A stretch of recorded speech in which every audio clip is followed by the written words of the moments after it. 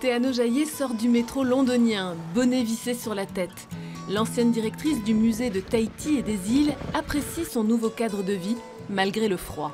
La vie à Londres, c'est vraiment très intéressant. Alors Londres, c'est une très jolie ville, ça bouge tout le temps, c'est dynamique, on s'ennuie pas, non, c'est très bien. Ce dynamisme, Théano Jaillet a pu le constater en travaillant au British Museum, l'un des plus grands musées du monde.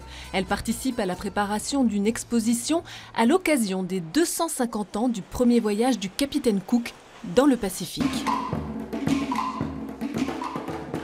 Théano Jaillet étudie en particulier un costume de deuilleur de Tahiti de toute beauté.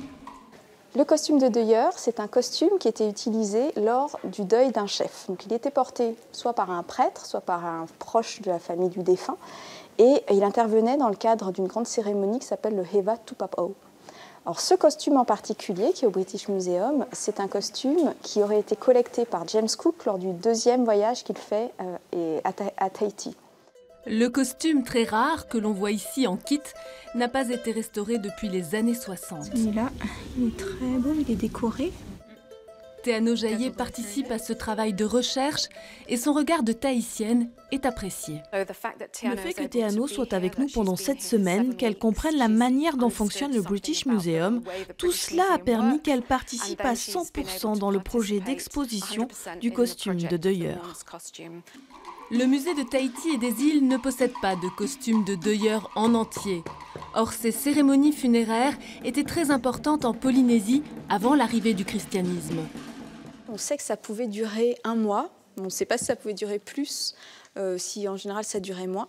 Le deuilleur, il était accompagné d'un groupe de jeunes qu'on appelait les Neva Neva, et qui était chargé de faire fuir la population et de éventuellement frapper les gens qui seraient restés sur le passage de la procession, puisqu'ils suivaient ce deuilleur à travers la ville. Les Neva Neva semaient la terreur et le deuilleur, avec son habit, pouvait mesurer 2,50 mètres.